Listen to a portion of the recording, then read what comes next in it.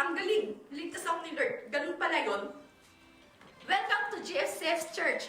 My name is Erica and mga nasa online and on-site dyan, masaya ako na makasama kayo. Before service starts, reminder lang po, let's remove all our distraction and focus on the Lord. Mga nasa online dyan, please follow our social media pages, like and share sa mga friends and family nyo, at sabay-sabay po tayo magpuri sa Panginoon. And now, let's prepare our hearts para magpuri sa Panginoon, Lord Jesus!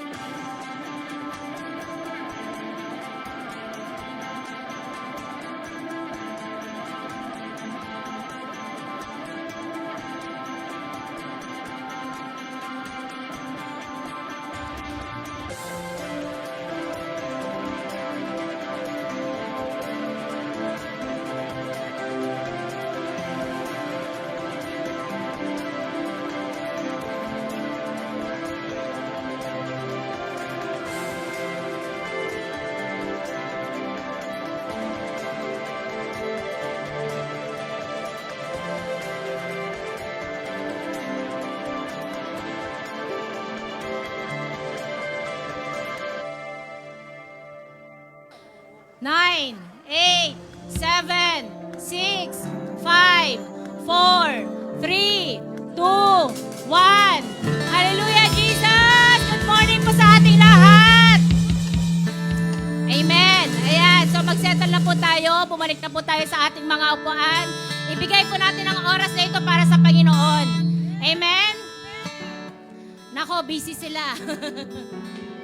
Hallelujah. Ayan, sige po, mag-gather na. Nandito po tayo sa lugar na to gather para magpuri sa Panginoon. So, yung attention po natin, bigyan po natin sa ating Panginoon because He deserves our focus. God deserves our attention. God deserves our time. God deserves our worship. Amen po ba? Sige nga po, palakpakan po natin ang Panginoon sa araw na ito. Hallelujah, Jesus. Thank you, Lord. Amen. Mainit po, no? Pero dapat, hindi lang yung physical natin ang naiinitan. Dapat yung puso natin. Dapat yung kaluluwa natin nag-aalab sa pag-ibig sa Panginoon. Amen po ba? Kaya walang makakapigil sa atin para magpuri sa Panginoon sa araw nito. Kaya sige po, samahan niyo po kami sa pag-worship sa Panginoon. Let us praise His holy name. Hallelujah, Jesus! Oh, purihin ka, Panginoon. Sambahin ang ngalan mo. Luwalhati ikaw, Panginoon. Sigaw natin, Panginoong Jesus, mahal ka namin. Mahal ka namin, Lord.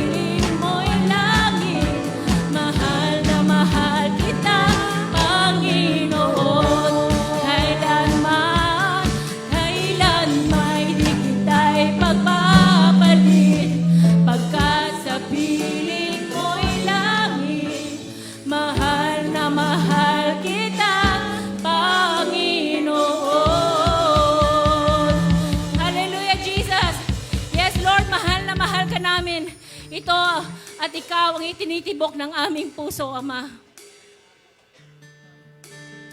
Hallelujah, Jesus. Yes, oh God. We have gathered here to praise you, to worship you, to exalt your holy name, to glorify your holy name. Sapagkat, Panginoon, there's none like you. There's no one beside you, oh God.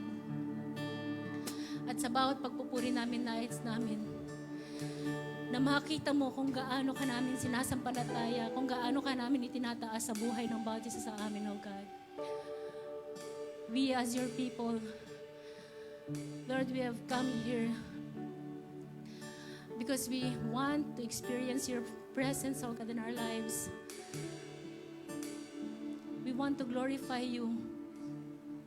Lord, yung makapiling ka lamang namin, maideklara ng aming mga bibig kung gaano ka kadakila, na ikaw ang Diyos na walang kapantay, walang katulad.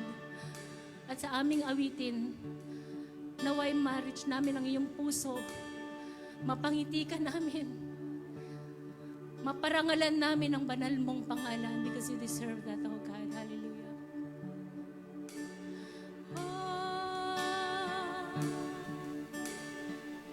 Purihin ka, Panginoon.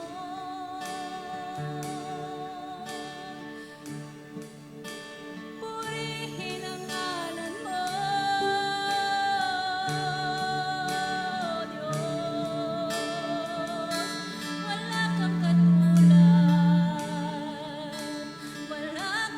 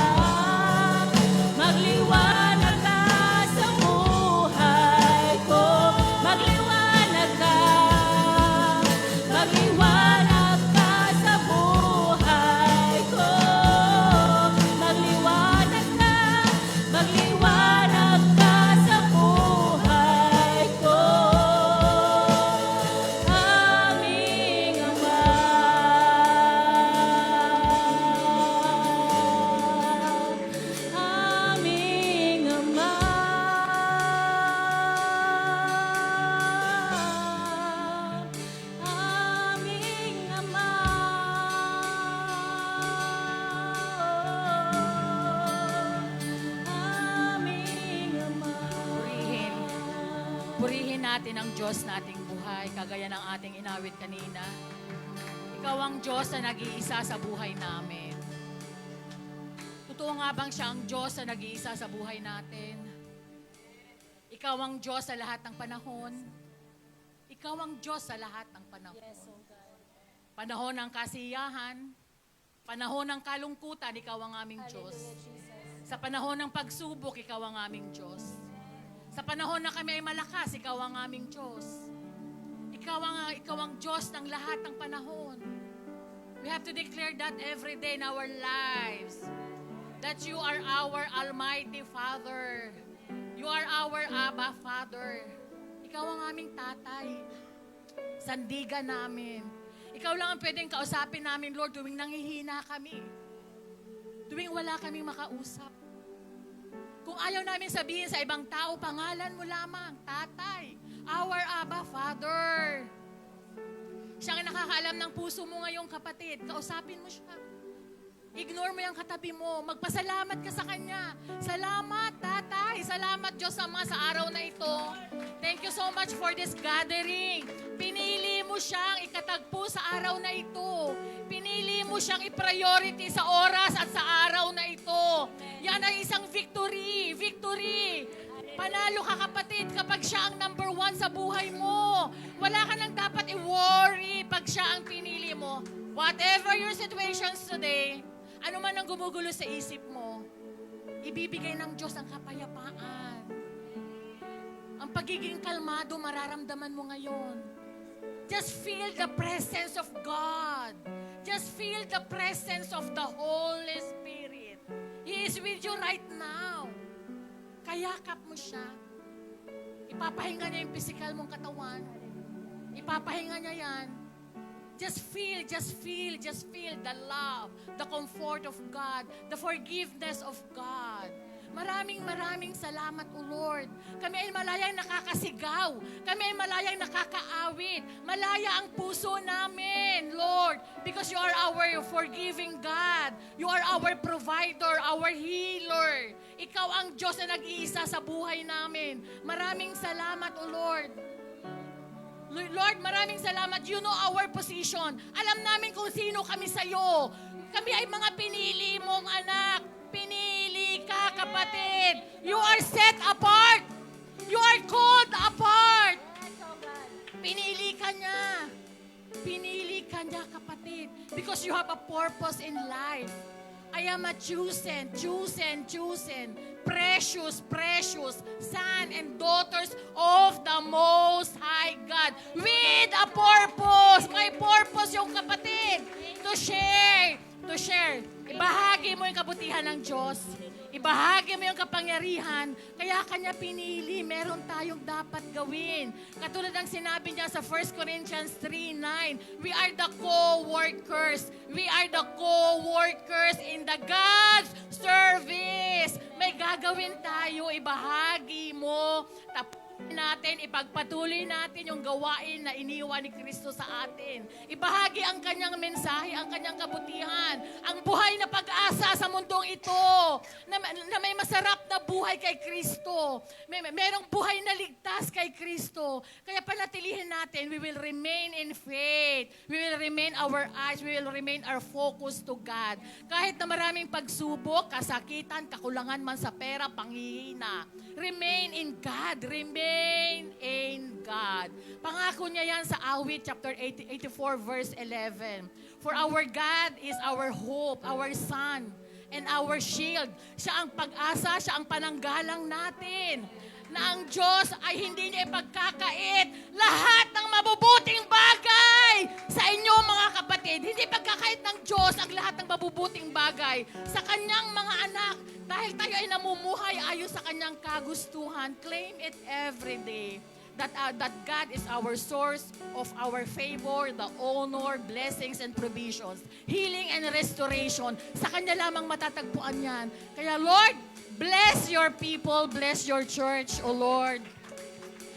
Sabik na sabik kami makarinig ng inyong salita upang maging kalakasan namin sa pang-araw-araw na buhay namin, O Lord. Bless our mommy, our pastor na magbabahagi ng iyong salita. use us as the instrument to share your message here on earth, O Lord. Kaya Lord, daramdamin namin at mararanasan namin yung kaliwanagan ng salita mo, Lord, upang pag-alis namin dito, pag nasa labas kami, maalala namin na kami ay, you give us the power, O Lord. Use us the instrument. Dahil ikaw ang magbibigay ng kapangyarihan sa amin. Basta kumilos lang kami ayon sa iyong kagustuhan, Ama. You will provide everything. Ano man ang pangangailangan ng aking mga kapatid na idinudulog nila sa iyo, Panginoon. You will provide. You will provide. Because you're our God, our provider. Wala na pong iba, Lord. Kaya, Lord, bless our church.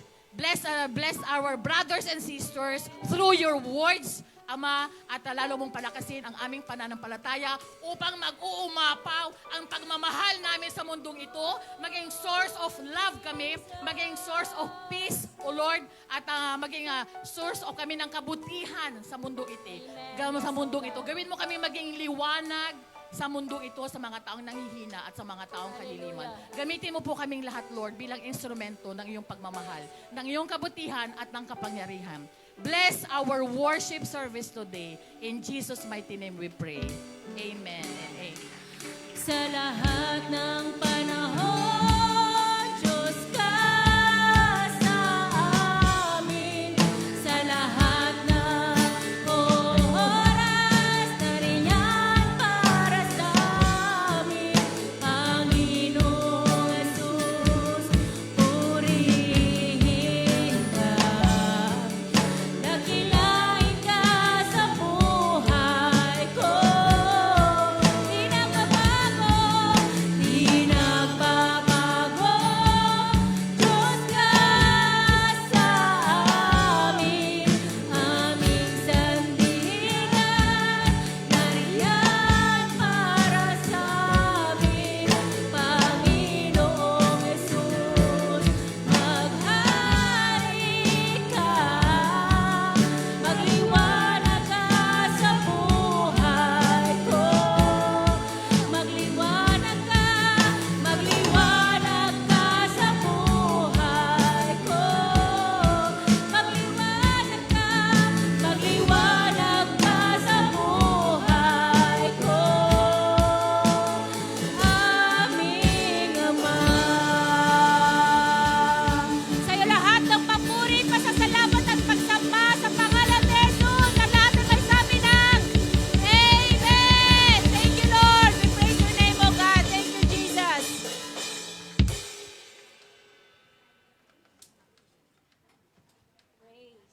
Praise God. Praise the Lord. Praise God. God is good. All the time. Pakisabi niyo nga, grabe ka, Lord. Sobra. Grabe ang Lord. Sobrang kanyang kabutihan. Sorry. Sa lahat ng panahon, siya ang Diyos, siya ang Hari. And sa lahat ng panahon, siya ay tapat sa ating kanyang mga anak. So, okay, so may request everyone na tayo po ay maupo muna at salamat music team for your time and your sacrifices in the ministry. And also everyone, praise. Okay, naririnig po ba? Okay, praise God. Lahat po ng mga workers, members, okay, lahat po ng umaattend ng GFCF, bumababa ba siya? Okay, so may the Lord bless us and salamat po sa mga oras ninyo sa paglilingkod sa Panginoon. And also, God has a, sabi nga ni Melissa kanina, that God has a purpose para sa ating buhay. So, kaya tayo, God created us to really fulfill the purpose that He has placed on our lives. And so, this morning, it's a blessing to be in the house of the Lord. So, pakisabi mo sa katabi mo, I'm so happy dahil nandito ka. I'm so blessed.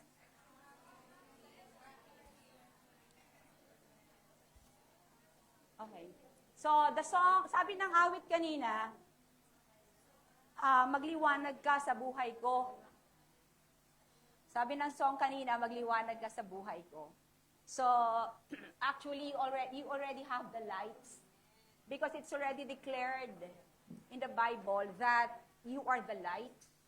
So, that means you would not ask the Lord, Lord, let the light shine on me kung hindi. Thank you for making me your light para magliwanag ako.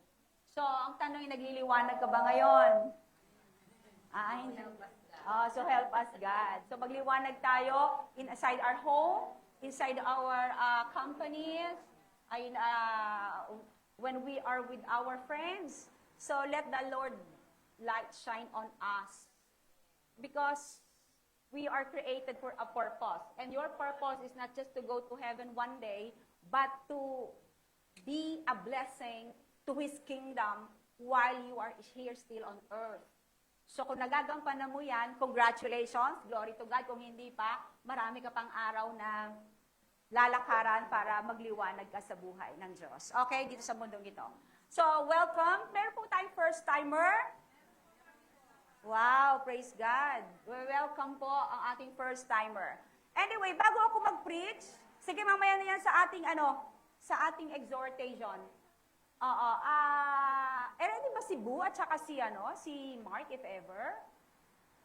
Are you ready to exhort today? Baka para hindi masayang yung preparations niyo? No? Okay, si Boo. Umiiling ang wifey niya. So, hindi, ibig sabihin hindi. Okay. So, next week, so let your will be, God's will be done kung next week, no? So, anyways, okay. So let us pray po. Father in heaven, salamat po, Lord, sa pagkakataon na ito na makalapit po kami sa inyo, and we just want to really glorify the name of Jesus. Let your will be done. Speak to our hearts.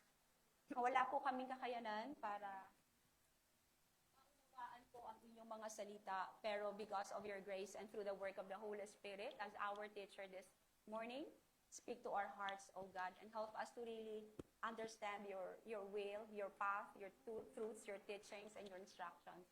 Holy Spirit, we need you as we study your word, and help us to be a better person, a stronger person, a wiser person, according to your perfect plan for us. In Jesus' name, amen and amen. Okay, salamat po. Okay, so, alam niyo po ba, being a Christian, being a child of God, being a born again, is really a blessing from the Lord.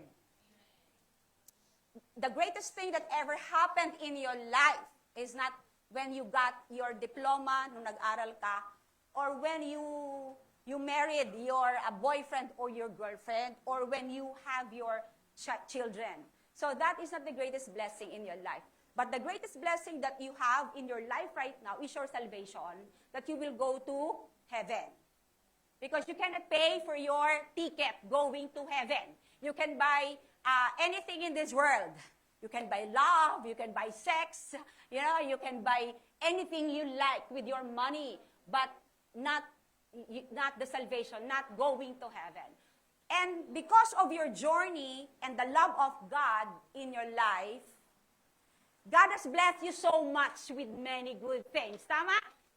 Ay, tama ba? Maraming mga biyaya at pagpapala at kagandahan ang binigay ng Diyos sa buhay mo. If I'm going to ask you today one by one, enumerate them one by one, since you started your life or since you came to God or being a born again, napakaraming magagandang bagay ang ginawa ng Diyos sa buhay mo. Are you going to agree with me? Okay, napakarami yan. But there are times and a lot of times, because of setbacks, because of difficulties, because of problems, challenges, and stresses in life, sa pamilya, sa pera, sa kalusugan, nagkakaroon tayo ng spiritual. What is amnesia sa physical? Nakakalimot. Okay, so nakakalimot. So, there are times nasa may ako ganyan, nasa may salamin ko, hanap ako ng hanap. Yung pala nasa ulo ko, ha? O, diba? Sino nakaka-relate? O, there would be times na meron akong dalang something. Dapat ilalagay ko sa room, tapos pupugsa ko yung ref namin, doon ko pala ano ba to, bakit? Oh, so, anyway, spiritual amnesia. We're going to talk about spiritual amnesia today. Pero related ito sa topic ko. And spiritual amnesia is this: when you are in trouble, when you are facing difficulties, mountains of problems, there are a lot of times that you are forgetting and not remembering the goodness of God. Yung anong ginawa niya in the past, na God healed you, God provided for you, when you were crying, God wiped your tears, He sent someone to you para to comfort you, to strengthen you, to build you up, and then when you lost your job, God provided for unemployment, God gave you a beautiful family. So, ang lahat ng bagay na yun, minsan nalilimutan natin when we are facing giants and Goliath in front of us. But today, and many of you maybe, siguro I'm not sure, but because of this spiritual amnesia, that you are overwhelmed by your circumstances, many times we feel discouraged. We feel disheartened. Yung heart natin feels weak. We cannot move on. We feel hopeless. We could not find the lights in our dark moments. And so, there is one lady or one woman in the Bible that I'm going to share with you that she got discouraged. She became disheartened in her heart. And we will find out later, maybe ikaw, I do not know your situation or condition of your life today. Maybe you come this morning that you are a little discouraged. Maybe you have no motivation. You have no confidence in life. You lose your confidence because nobody loves you, no one cares for you, or maybe there is a distance between you and your family. Maybe your finances are going down. Maybe your family in the Philippines are calling and messaging you always from time and again and asking you to help you. So I do not know the condition. Or maybe you're so blessed that you have no problem at all. Wow, grabe. Sana all. Uy, I miss you, Ate Christy. Grabe, ano. Okay, so anyways, na-excite lang ako kasi after so many months. Thank you, Ate Christy. We miss you here. So, ganun. Ang buhay kasi it's like a roller coaster. Sometimes you're up, sometimes you are down. And we'll find out in this message that God is going to share to us this morning. And now, to keep you from being disheartened, this is my title. Count your blessings to keep you from being disheartened. So this is a simple message. But you know why I chose this? Why I think and I feel that God put this on my heart? It's because there are so many people, not only the people in the world, not only the unbelievers, not only those people who do not know Jesus, but even inside the church, even inside the house of God, there are people who are really discouraged, hopeless, lonely, anxious, and disheartened. Ikaw ba yun ngayon? O from Monday to Saturday, you are discouraged, you are lonely, you are sad, you feel empty. But on a Sunday, you're always alive, you're always so beautiful. Tama? That's why many of you say that, oh, I wish and I hope that Sunday comes already. Sunday here, Sunday's here. It's because only on Sunday I can wear my beautiful dress, I can smile, because inside the house, inside my company, I'm like a monkey. I'm like a monkey. And ano ba yung nakabusangot? I could not figure out, I could not paint my face. So, alam ko marami sa atin, we're a good actors and actresses. We pretend that we are good. It's not bad because we display the goodness of God and the presence of God. It's not being hypocrite. But because you know that you carry the presence of God, the spirit of joy, and the spirit of peace, that whatever circumstance that you are going through, you know that you can still smile in the midst of the storm. So give your sweet smile. Nandito ka sa church ngayon. Smile. So you count your blessings to keep you from being disheartened. Kasi nagkakaroon tayo ng spiritual amnesia. Natatabunan tayo ng mga negative na nangyayari sa buhay natin. Now, from the book of 1 Samuel chapter 1, this is a very familiar to many of you.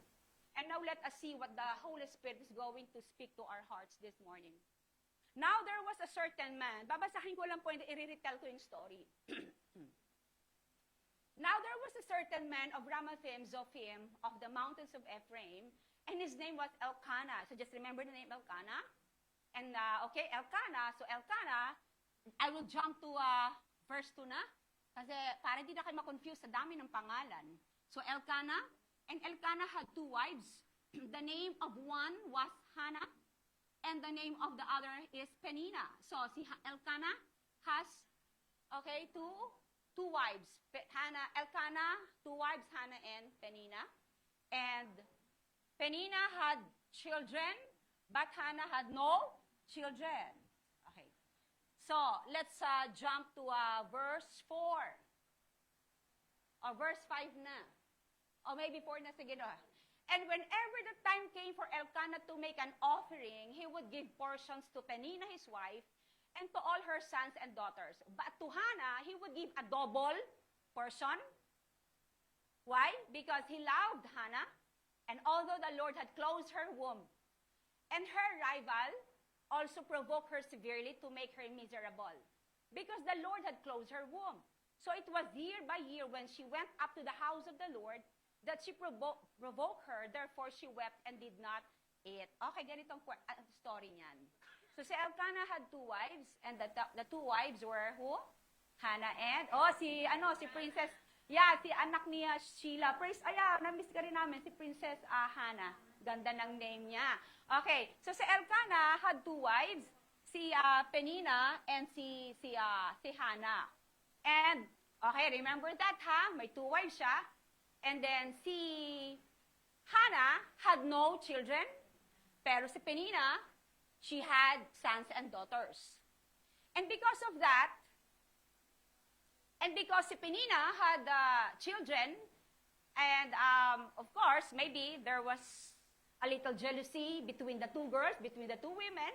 So she kept on teasing, taunting, and irritating. No? Iniinis niya si Hannah because Hannah, buti nga sa'yo, ganon, wala kang anak, wala kang babies, ganyan. And binubuli siya. That's the right word. Binubuli siya. And but fortunately, Elkanah loved Hannah more than Peninnah. That's why the best treatment, the best food goes to Hannah. So what happened was, because of the desperation, so syempre naman, di ba, pag ikaw ang iniinis, sinichismis ka sa FB, tama, ng karibal mo. Di ba? How do you feel? Maging totoo kayo mga babae. Galit, di ba? Nakakainis. Di ba? Kukulo ang dugo mo talaga. So, in her desperation, she went to the tabernacle or to the temple of God and she prayed to God. Some of you knew the story. And she prayed to God to have a son, to have a child. So, that's why I entitled this message, Count Your Blessings to Keep Her Being This. Kasi si Hannah, na-disheartened na siya, nalungkot na siya, naiinis na siya. Gusto yun ng kurutin, gusto yun ng tirisin. Si Peninnah. And so, what she did was, she went to the temple, she went to God, so to bring her case to the Lord. To really just ask God that I really need the son. I really wanted to have a child. Okay, so this is our topic. Number 1, okay, the title is, Count Your Blessings to Keep You from Being Disheartened. Kung nadi-disheartened ka, napaparalyze ka ngayon, wala kang joy ngayon, nalulungkot ka kasi meron kang away sa anak mo, sa family mo, wala kang pera, lubog ka sa utang, whatever. Meron kang, you're broken-hearted. You don't know the future, your family future. You don't know exactly, are you going to marry? Or will I divorce my husband or my spouse? Will I leave this house? Will I go to another country? Will I leave my company? Whatever it is. Alam mo, ang word na discouragement, it happens to us. And we are not exempted from it because we are just human being. And then, number 1 point that I would like to share with you that I got from this passage is this. Number 1, needs and problems are true and real. Totoo lang na merong mga problema at pangangailangan. Dito sa binasa ko kanina, kung magagaling kayong maghanap ng mga, kung sanay kayong magbasa ng Bible at figure out yung mga verses, anong nakita niyong problema dito kaya? Dito, I saw 3 needs and problems of Hannah. That's why, walang anak, number 1. Number 2, Okay, baka maubos ang oras na pag mag-guessing-guessing tayo dito. Ha? Ha? Okay, discouragement, tiniti siya o ini-irritate siya o pinapersecute siya, binubuli siya ni Penina. Yes, tama yon. 2, hopeless. Okay, marami, right? Okay, yung isang pinaka. Tingnan ninyo. What is it? May karibal siya. If you were in the position of Hannah, and your husband got 2 wives, 3 wives, can you carry that? Ganyan si Mabel, oh. Kaya? Tell me, Richard, what do you think? Kaya? Isa lang, di ba? Can you live in a house with your rival? With the person, this is your husband, and your husband is sharing his love between you and this woman? Di ba mahirap? So that is the problem and of, di ba, reality ng buhay. It's the reality. So this is the problem of Hannah. And that's why, husbands, don't get 2 wives. Don't commit adultery. Not only the husbands, but also the wives. I'm not only talking to the husbands, but also I'm talking to the wives, because also the wives, they tend to look for someone who could love them more, who could give them care better than their husbands. Okay, mas maraming babae dito, so guard your heart, be careful. Don't try to enter a relationship outside your marriage. So your completeness is in the Lord. It's in the Lord Jesus Christ. Your satisfaction, your fulfillment is in the Lord. Okay, let's continue. Now, so I gave you, sabi po ng Bible, John 16:33, in this world, you will have trouble, but take heart, I have overcome the world. A very familiar verse to all of us. So, how is your heart today? How is the condition of your heart? Maybe you are so blessed and you're so happy because you have Jesus Christ, that's right. Pero you cannot deny the fact and the truth that sometimes you feel sad. At the end of the day, you're crying. At the end of the day, you are not really happy. You're just happy because you have money, you have friends, you have good life. Pero at the back of your mind, you're still empty. And sometimes you lose your peace. You lose your joy. But this is the word of God. In this world, you will have trouble. So, tanggapin na lang po natin na there will be times that life is not really well. Not every day life is beautiful. So if you would understand that reality, that life sometimes is not really favoring us, and you would really accept that sometimes I'm up, sometimes I'm down, no matter how bad your situation is, you can still really experience the peace of God. Bakit sabi nga peace of God? Okay, the peace of God. And i-acknowledge natin that pain, lack, and unfulfilled desires are a normal part of the human experience. Pakibasa nyo nga ito, 1, 2, 3. Acknowledge that pain, lack, and unfulfilled desires are a normal part of the human experience. O, sino dito yung nakatanggap na ng katotohanan na to na, okay na, alam ko na yan, okay. Parte na ng buhay ko talaga. Sino tumanggap na yan? Of course, you have to accept it. Whether you like it or not. Kasi you will just kill yourself by your stress, by your own stress. Papatayin mo lang ang sarili mo sa stress pag hindi mo tatanggapin ang katotohanan na ito. Papatayin mo lang ang sarili mo sa inis, sa tampo, sa galit, sa loneliness and sadness if you're not going to accept this truth. Pero the promise of God is even in your troubles, but take heart. So meaning, just be strong. Just come and be relaxed and be still and know that I am God. Bakit daw? Why can you be still in the midst of your trouble? Why can you enjoy the peace of God in the midst of your hardships and distress? Bakit daw? Why? Oh, what does this mean? Ano naman? Kung napagtagumpayan ko ang mundo. What does this mean that we have overcome the world? This only means that, well, my dear son, my dear daughter, I've already paid your sins.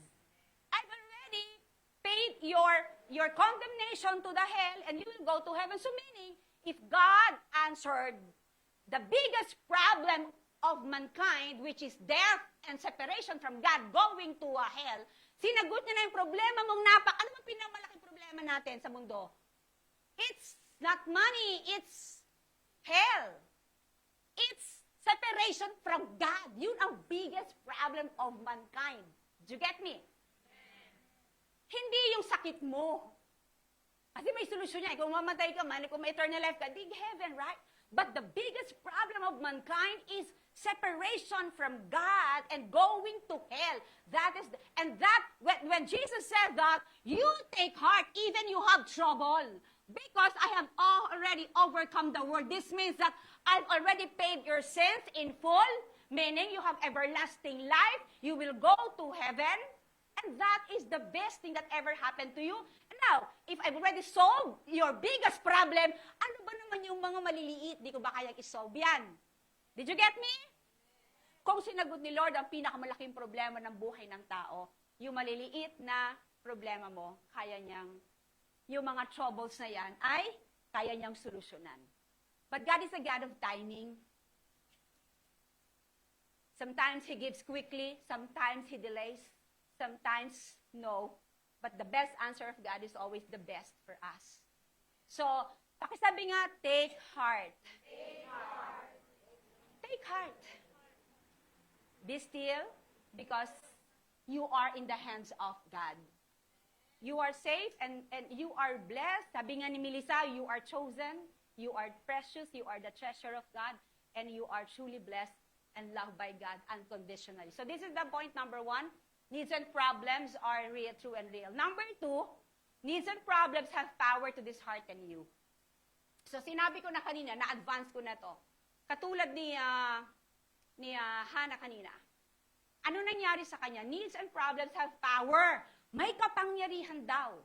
Yung mga problema na yan, para ilubog ka, para panghinaan ka, para hindi ka magbihis, hindi ka maligo. Alam mo yun? Sino naka-experience ng ganyan?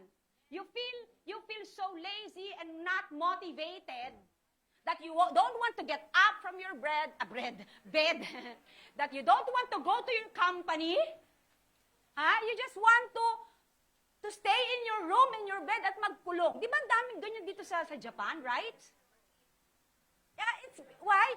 It's because they allow their problems to swallow them, to eat them. Okay, 1 Samuel 1:7. So it was, year by year, when she went up to the house of the Lord, that she provoked. Tita, salamat po, meron din po ako. Pero I'm going to take it na maano po yan. Maligaligam lang. Salamat po, tita. Okay. Ang sabi po dito, therefore, she wept and did not eat. Sino dito hindi nakakatulog, nakakakain? Pagka may problema ka. Kaya, Ako, overeating ako. Kahit ganito katawan ko, pagka, ay nako.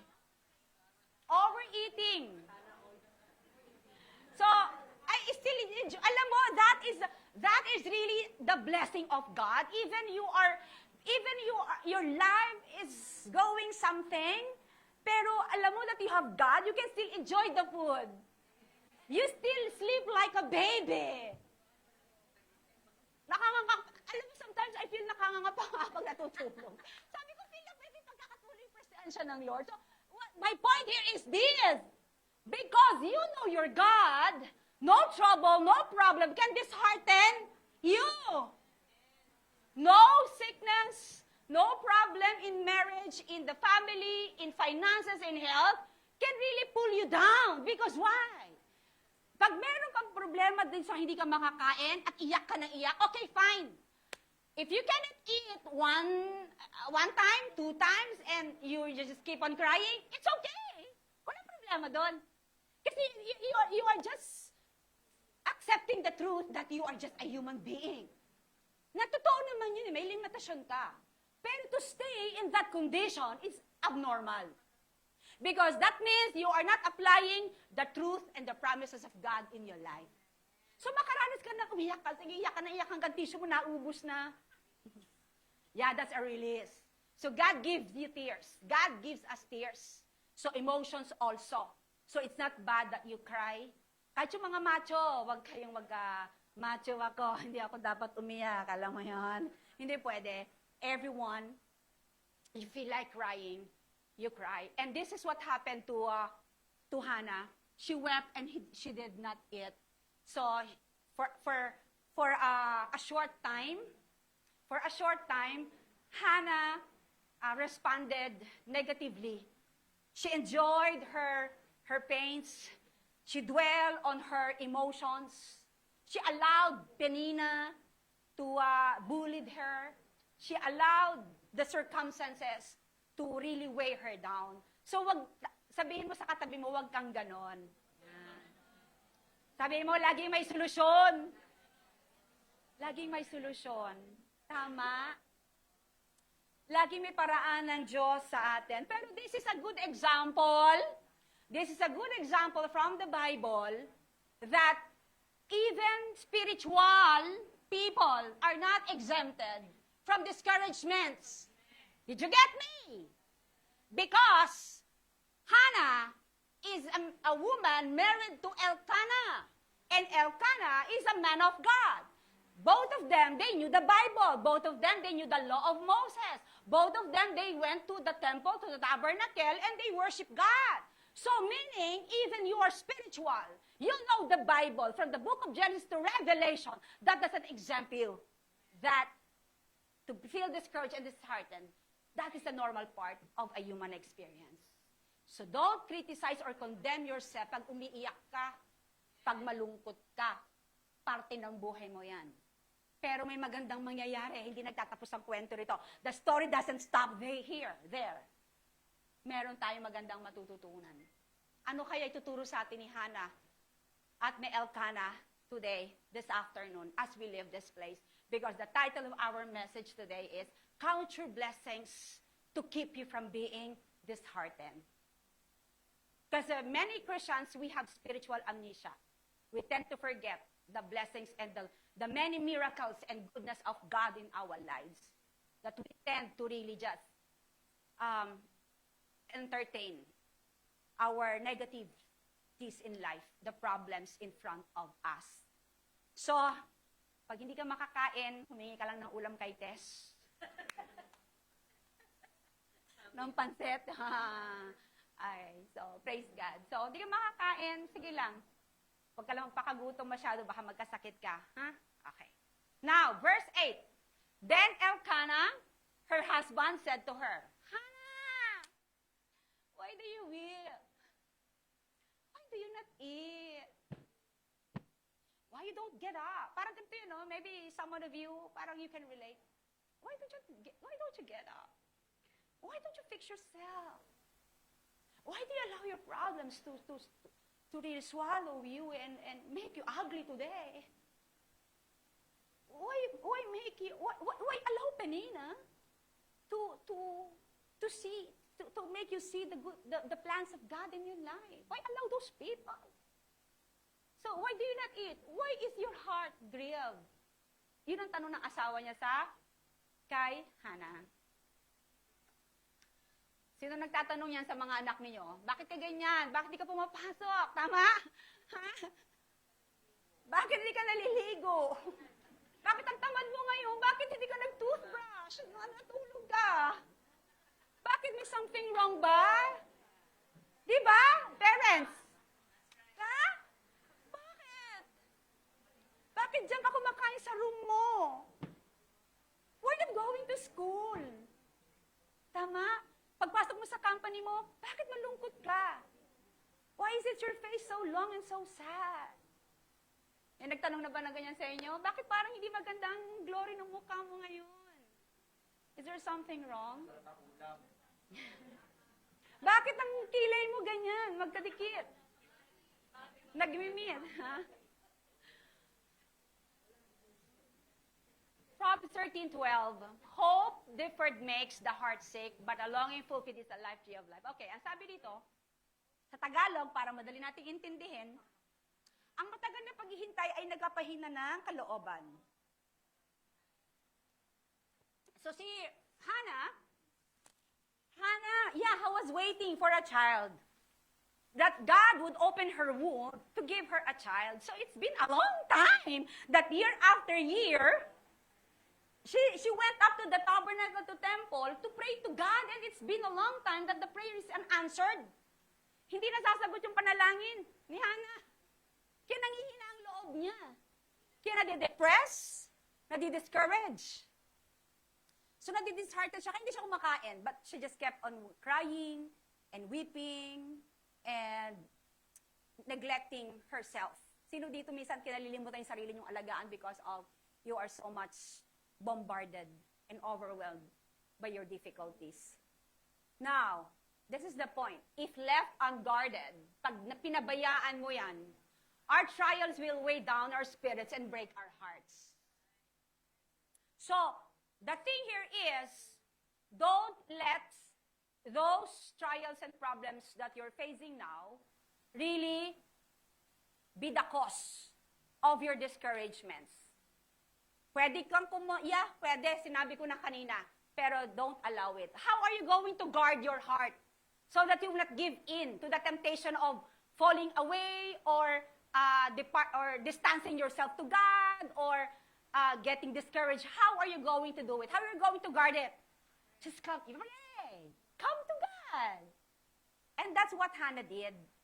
First, you fellowship with the brethren who understand the word of God and will really help you to boost your faith and your confidence again in the Lord.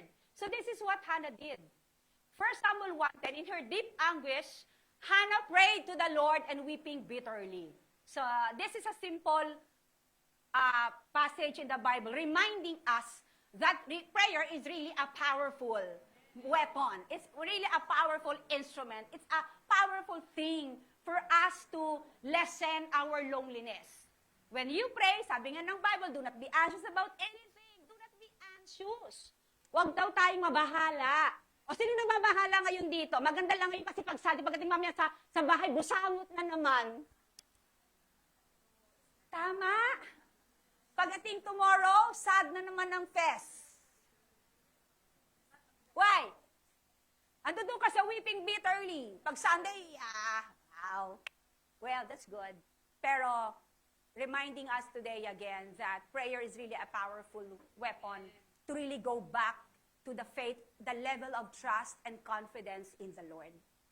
So that even you see problems here, problems there, in front of you, back of behind you, and then the peace of God will really guard your heart. So, pakisabi mo nga, guard my heart. Kasi baka mamaya maging si Sisa ka na. Kilala niyo si Sisa? Basilio, Crispin, nasan na kayo? Diba? Huwag ganon, okay? Naloka ka na. So, we really need to really come to the presence of God when we are really in desperate need. Number 1, ito yung points ko. I have only 3 points to share this morning. Needs and problems are true and real. Okay, gets nyo na yan, right? Number 2, needs and problems have power to dishearten you. Don't allow it. Don't allow it. Bye, God bless you. Okay. 3, see God's presence. Okay, look at this. Number 3 point. See God's present blessings in the midst of your needs and problems. Ano sa Tagalog yan? Tingnan mo yung mga kasalukuyang pagpapala ng Diyos sa gitna ng iyong mga pangangailangan at problema. The title of the message is Count Your Blessings to Keep You from Being Disheartened. Number 3 points, see God's present blessings in the midst of your needs and problems. Go back to 1 Samuel 1:8. Ito ang sabi ni Elkanah kay Hannah. Hannah, why do you weep? Why do you not eat? And why is your heart grieved? Ito yung continuation of the verse na what Elkanah said to Hannah. Am I not better to you than 10 sons? Did you get that? Okay. Ulitin ko. Ang sabi ni Elkanah kay Hannah, you're not eating. You're so down today. Look at yourself. Yesterday you were so beautiful. You had your makeup on. You were your high heels. You look so beautiful and gorgeous. But today, look at yourself. You're so dilapidated. Losyang ka na. Right? Because you're entertaining. Entertaining those problems that you are encountering now. Pero ang sabi ni Elkanah sa kanya, am I not better to you than 10 sons? Hindi ba ako, parang ganito sinasabi ni hindi ba ako higit o sapat? Sapat o higit sa 10 anak? So, what indirectly Elkanah was saying to Hannah, hey, Hannah, you're missing the point. You're missing the blessing. Even though you don't have children, you're still blessed because you've got me. May asawa ka ba? Teka muna, lahat ba ng asawa, blessing? Ha? O may kabit daw kasi. Okay, in reality, many wives could not say, "Oh, are you telling me na you are a blessing to me? You're not a blessing to me. You're making my life miserable." Pwedeng sabihin ng mga babae yan, tama? Sa mga asawa nila, or opposite. Sabihin din natin sa mga lalaki naman, sabihin nila sa asawa, "Do you think you're a blessing to me? You're not a blessing to me. You're making my life miserable." Right? In reality, that happens, right? Pero, the message, okay, let's go back to the message because we want to really get something from the message so that we can go home filled with expectations and joy and faith in the Lord. Sabi niya, Hannah, may asawa ka pa rin na nagmamahal sa'yo, nagpo-provide for you. May asawa ka pa rin na naglilinis ng bathroom mo, naglalaba.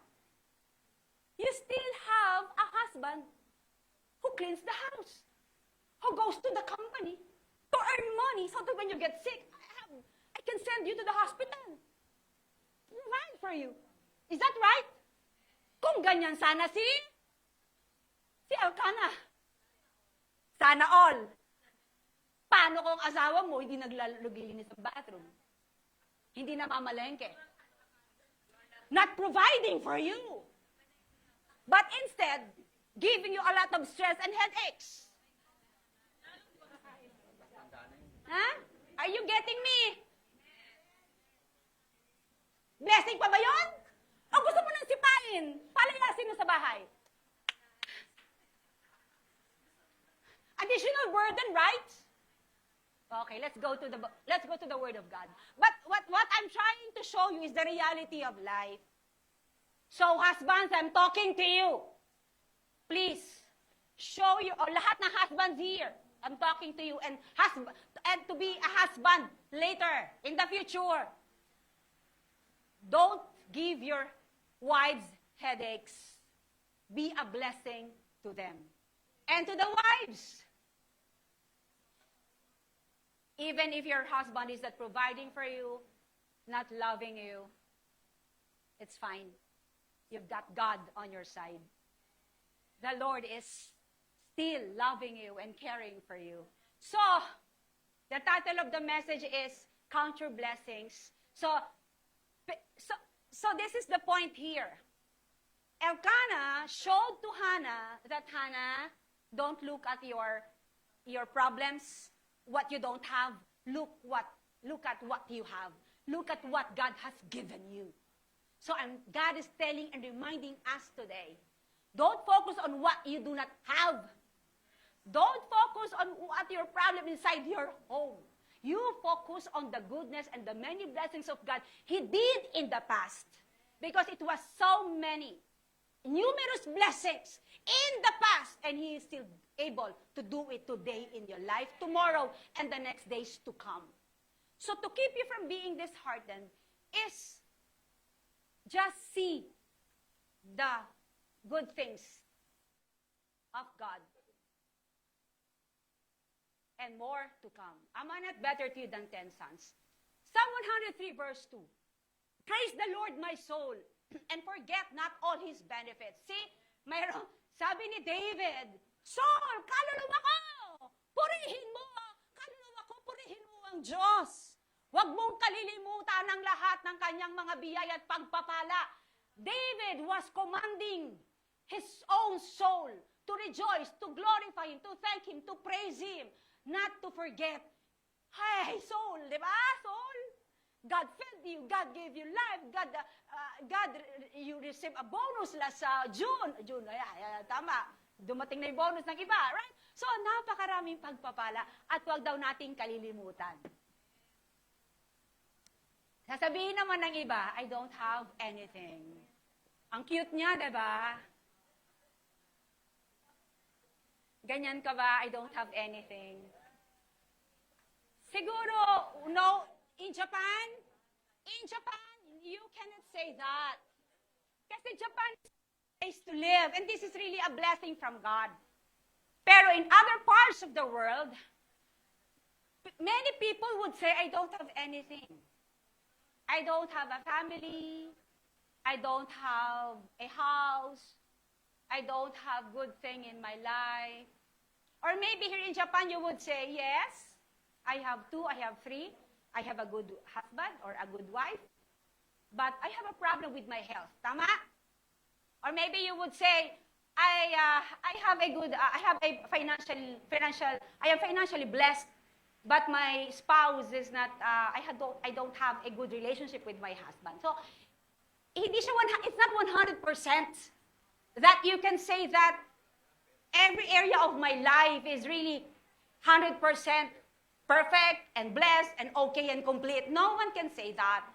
But when you reach the point or the level that you would say na, I don't have anything, or maybe I have a lot pero I am not happy because there's something wrong with my life, you know, you don't forget that you have God. So this is the point of Elkanah to Hannah. You have me and you have God. And that is sufficient and that is enough. So when I have God, I have everything. Because when you have God, you have eternal life, you have peace in the midst of problems, you have joy when you're sad and lonely, provisions will come when you are in need. When you are sick, God is able to heal you. When you are heartbroken, God is able to restore your heart. When your home is not doing good, or your marriage or your family, you are distant from one another, God is the God of restoration. And whatever is situation, condition, problem that we have, you will count our blessings. Okay, magsimula ka nga. I'm giving you 30 seconds today. Now, at this moment, sige, bilangin mo yung blessings mo. Baka hindi mo na nakikita yung blessing mo ngayon. Ha? Oh, ako, blessing ko. Sige, magsimula na kayo, mag-count. Right? I have eternal life. I have Jesus. I have Pastor Ronnie. I have my 3 kids. I have my family in the Philippines, abroad. I have this church. Tama? My body is complete from the top of my head to the sole of my feet. I am not sick. If I got sick, God is my healer. Kahit na meron kang problem, you have still lots of blessings. So take away. Do not let the one thing you are waiting for. Are you waiting for something? Are you waiting for the money from your husband? Are you waiting your husband to kiss you, to hug you, to love you, your children to respect you, to honor you? Are you waiting for the miracles of God? Are you waiting for an answered prayer? Are you waiting for your good health, for the restoration of your good health? What is it? Do not let those items or stuff or things that you've been waiting for blind you to the many blessings God has already given you. Pakisabi nga, many blessings God has already given me. Pakisabi nga, many blessings God has already given me and more to come. So help me God. Yes. Basahin natin itong sabay-sabay. Let us all read together. Let's start from Dear God. Okay, 1, 2, 3. Dear God, forgive me for the times I focus so much on my trials and what I don't have, that I miss your many blessings. Help me to recognize the good things, the people, especially the love you have placed in my life. May I not forget that you are my greatest blessing. You are my all and all, so help me God.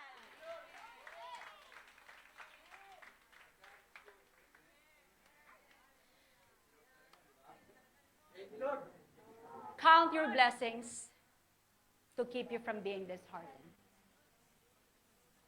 Man is born to trouble. Even you know the Bible and you have a super high faith, you will still encounter problems. You will still have needs. Because that is one way of God to make us draw closer to Him. To be more dependent on God. Because if God gave us a perfect life, we don't need God anymore.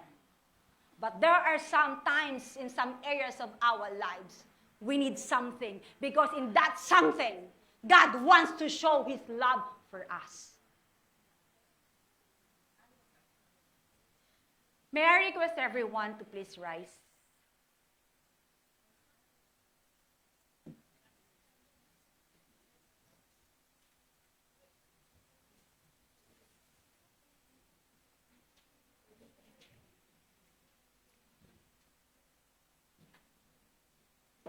Okay, so hindi siya na-transfer. Okay.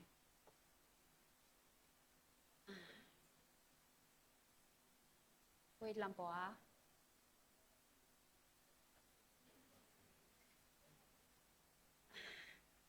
I want to close this, hindi ko sinaas ang music team to prepare this because of I have no more time to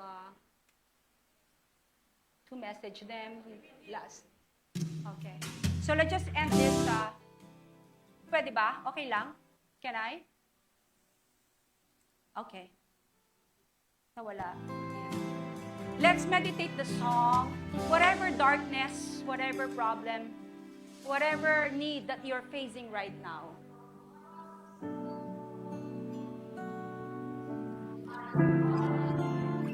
All my darkest moment, in you I find my peace, my comfort when I'm weak. Trust in you through storm and raging sea. Faithful, you're my God. You're faithful, so God. You're the glory and the lifter of me. You can walk with confidence because God is lifting you high. The light of God will fill your day, even it is dark. And God will guide you in your way. Surrender all to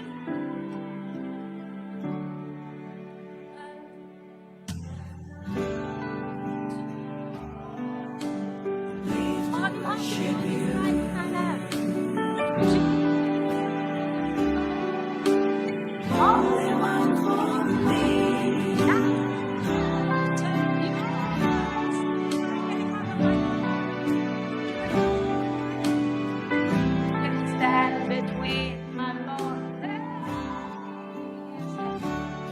Lord, I live to honor you. I long to bring my life an offering. Take me higher in your presence. Draw me deeper in your love, oh God. I give all to be with you. Don't let your troubles weigh you down. Don't let circumstances to block you from the peace of God because He's the Savior of your soul. I confess. You just come to God and then just say that, Lord, my life is so hard and heavy today. But in you I find my peace. You're my comfort and I'm away. I trust in you to storm and raging sea. Faithful, that's who you are, God. And that's what you're God. You're the glory and walk with confidence in this troubled world. Walk in peace in this chaotic world. Because your God is your light.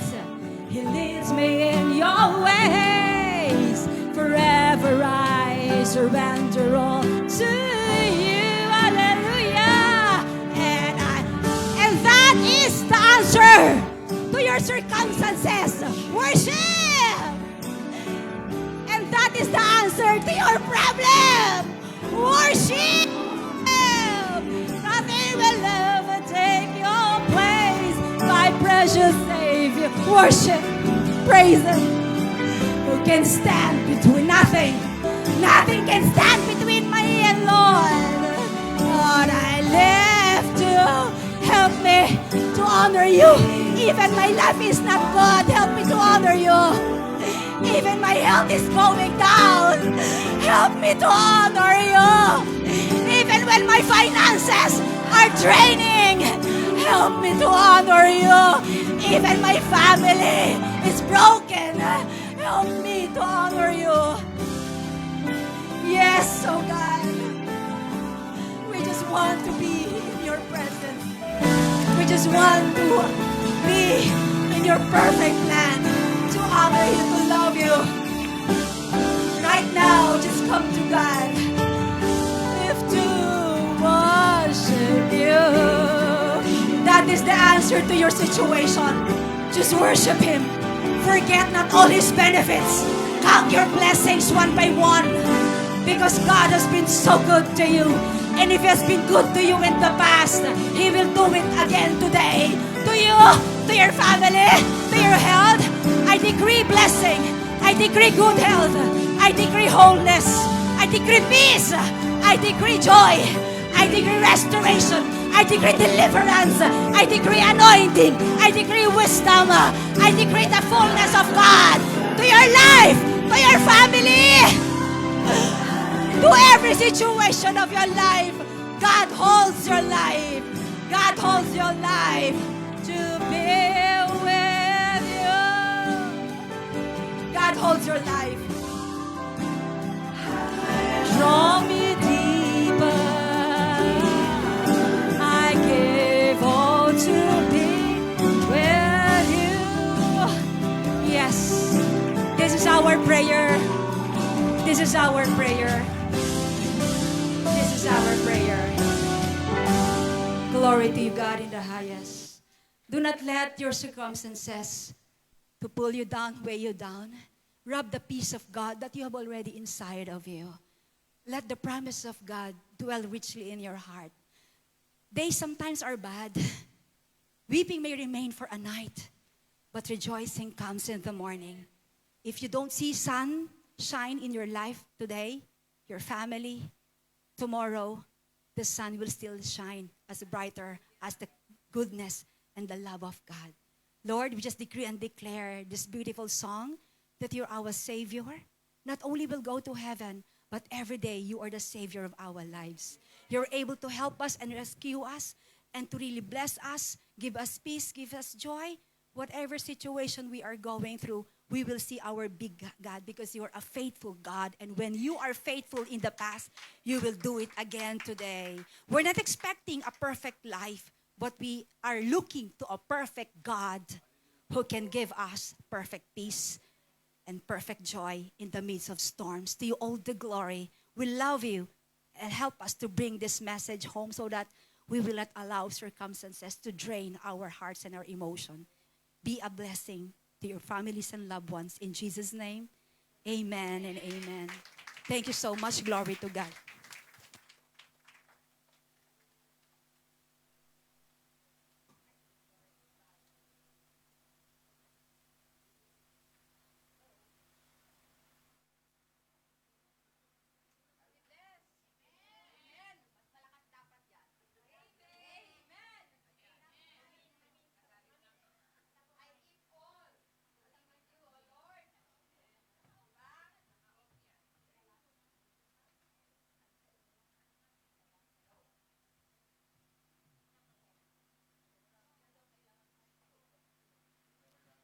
Hindi marunong gumamit ng mic kasi ang boses ng lola nyo, mic na talaga. Grabe ang tawa ni madam. Okay lang yan. Hello po, magandang umaga sa ating lahat. Blessed na blessed po ba tayo? Eto na naman tayo sa ating pinakahihintay na bahagi ng ating celebration, of course. Di po ba? Baka po pwede na nating ilabas ang slide natin. Thank you. Alam niyo po, coincidence to, no? Talagang pinagtatama siya. Kasi, itong verse ko ngayon, yan po yung pinag-aralan natin kaninang umaga sa morning devotion. Right? Sister Rowena? Tama, di ba? Pero syempre, kahit na magkakapareho siya, the revelation that God is giving us is not the same. Ne? Kaninang umaga, ang tagal natin yung binuno. Kaninang 30 minuto nating binuno yan. Di ba? So, alam nyo na kung ano yung core message of that verse, of that chapter. Nasa Hebrew po tayo, Hebrew chapter 13, verse 16. Do not neglect to do good and to share what you have, for such sacrifices are pleasing to God.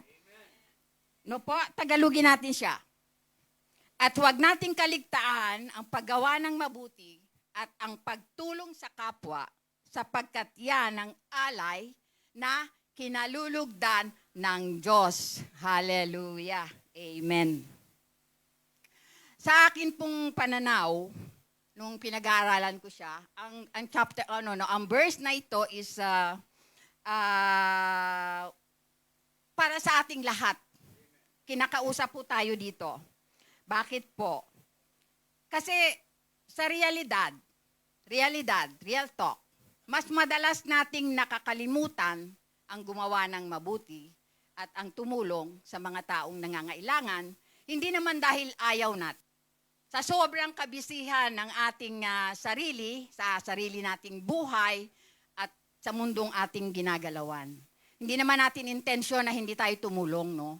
Kaya nga tayo merong bahagi nito dito sa ating service, kasi by giving our tithes and offerings, nakakapag-abot tayo ng tulong sa mga taong hindi natin personal na maaabutan. Amen po? So, this is very important. At hindi naman po ito compulsory. Whatever you give from your heart, with a cheerful heart, it is all welcome. Through our mercy ministry, marami po tayong natutulungan. Lalo na po sa Pilipinas, pagka mayroong mga kalamidad, alam nyo naman po yun, nagpapadala tayo ng tulong. And those na pinadadala nating tulong came from the tithes and offering that we are giving. Kaya hindi po tayo dapat mag-alala kung saan napupunta ang perang ating iniaabot tuwing tayo ay nandito sa party na to ng ating celebration. Amen po? So, I think lahat tayo, sumasang-ayon tayo dito. Di po ba? Okay. Hindi yun ang nakalagay sa note ko, pero yun ang lumabas sa akin. Oh, yes. Okay. Now, iikot na po ang ating magagandang ushers. Ayan po, no? Yan po ang message natin ngayon. Kaya wag po nating kalimutan na mahalaga po yan. Kahit na maliit, it doesn't matter. Hindi siya importante, malaki, maliit. Hindi yan pinag-uusapan natin dito. Ang importante, we have given our all. Amen. Now, hanggang umiikot po ang ating mga mababait na ating mga binibini. I-welcome po natin, meron po tayong dalawang newcomer. I think si Christine and Sheila. Ayan po. Welcome po. Salamat po for coming. Hope to see you again every Sunday. Now, yung ating pong announcement, meron po tayong mentoring. This is general mentoring. Everyone is welcome at 1 p.m. after the service. meron din po tayong konting salo-salo. Meron po tayong Thanksgiving and also birthday po nung ating isang kapatid. At kasama na rin po yung Thanksgiving niya sa pag-order nyo palagi sa kanyang mga foods. Thank you, thank you. Thank you, Sister Maricel. Thank you so much. Eto pa po, meron po tayong Japanese Bible Study. Ang schedule po natin. Huh? 21 nakalagay. Ay, saan ba? August? August 30 na daw po. Tapos na to. Oo. Pangalawa na, August 30, place po sa El Sofia, 3 minutes walk from Umejima Station. Ang ating pong teens and high school, katulad dito mga batang to, sila, dapat nandun sila sa El Sofia, 9:30 to 10:30. Ang adults naman po, for our Japanese friends, husbands, and all Japanese are welcome from 10:30 to 12:15. Si Hoshino-san po ang ating instructor, ang magtuturo diyan. Thank God sa buhay po ni Hoshino-san. Couples Day Out. Oh, sa mga couples daw to, yung mga, paano yung mga walang couple? Single tayo. Eto, September 21. 21 is Saturday. Ay, Friday. It's a Friday. No. September pala to. August pala tayo ngayon. Ayan po, maganda po yan sa mga couples kung narinig nyo yung mga istorya nila last Couples Day Out. Marami pong pagtuturo, maraming natutunan. Welcome po ang mga may asawa at yung mag-aasawa pa lang, yung magpapakasal ka lang, pwede na yan. Ano po yan? 10 a.m. to 5 p.m., 1,000 yen po ang food fee. Dito na po yan gagawin. Last time, it was somewhere in Tokyo. I don't know. Ha? Ngayon pong September, dito na sa church natin siya gagawin. Okay po? Dito na sa church. Mas maganda na nga dito kasi mainit sa labas. Painit pa. Okay na. Okay po. Let's extend our hand sa ating tithes and offering. Father God, dear Lord, please bless this offering, these gifts, and accept this as our act of true worship to your holy name. Basbasan po nawa ninyo, mahal na Panginoon, ang mga taong nagbigay ng bukal sa kanilang kalooban, and bless the work of their hands so they may continue to support ang mga gawain po ng inyong church dito sa Umejima. Maraming salamat po, mahal na Ma. Ibalik po ng siksikliglig at umaapaw sa lahat ang mga pagpapala. Thank you, Lord. Thank you so much, Father God. Thank you, Lord Jesus. Thank you, Holy Spirit. In your name we pray. Amen.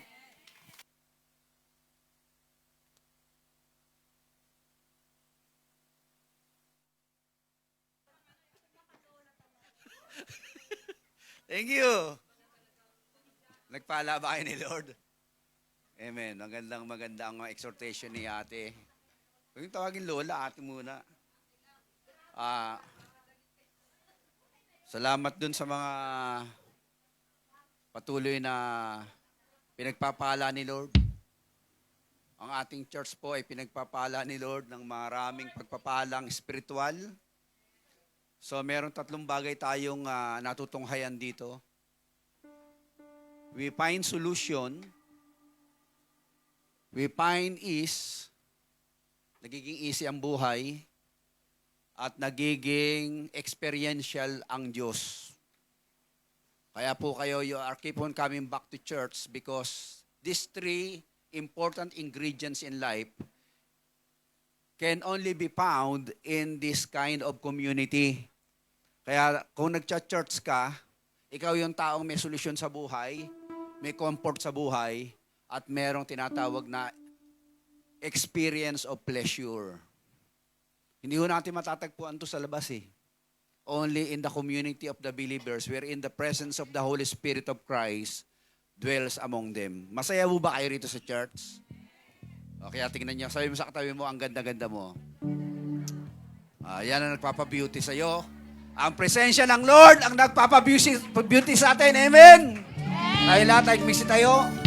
Sinumula nating masaya, tatapusin nating masaya. Kahit pinagpapawisan kayo, tayo magsayawan, magkantahan kay Lord sa ngalan ng Ama at Espiritu Santo. In Jesus' name, Amen! Hallelujah! Muli nating awitan ang purihan ng Panginoon.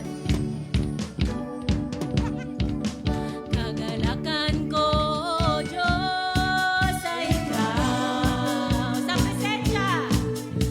presensya mo, karanasan ko'y umaapaw. Kahit na may problema, ay kaya-kaya ko. Sa gitna ng pagsubok, ako ay sasamba.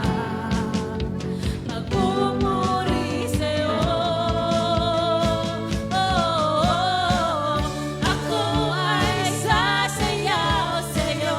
Sasambahin ang ngalan mo.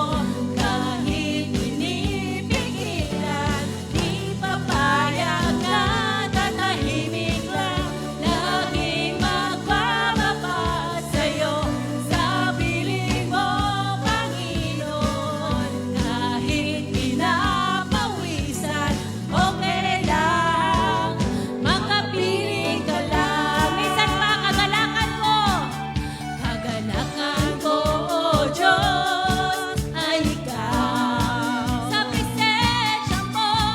presensya mo'y kalakasan ko'y umaapaw. Kahit na may problema, kayang-kaya natin yan. Kayang-kaya Sa gitna ng pagsubok, sa gitna ng pagsubok, ako ay sasamba. Magpupuri sa'yo. Ako ay sasayaw sa'yo. Sasambahin ang ngalan mo. Kahit pinipigilan, di papayag na tatahimik lang. Laging magbababa sa'yo. Sa piling mo, Panginoon. Kahit pinapawisan, okay lang. Makapiling ka lang. Ako ay sasayaw. Ako ay sasayaw sa'yo. Sasambahin ang ngalan mo. Kahit pinipigilan, di papayag na tatahimik lang. Laging magbababa sa'yo. Sa piling mo, Panginoon. Kahit pinapawisan, ay okay lang. Makapiling ka lang sa habang buhay. Habang buhay, papupurihan ka. Habang buhay, maglilingkod sa'yo. Maglilingkod sa'yo. Habang buhay, pag-ibig ko sa'yo'y iaalay. Habang buhay,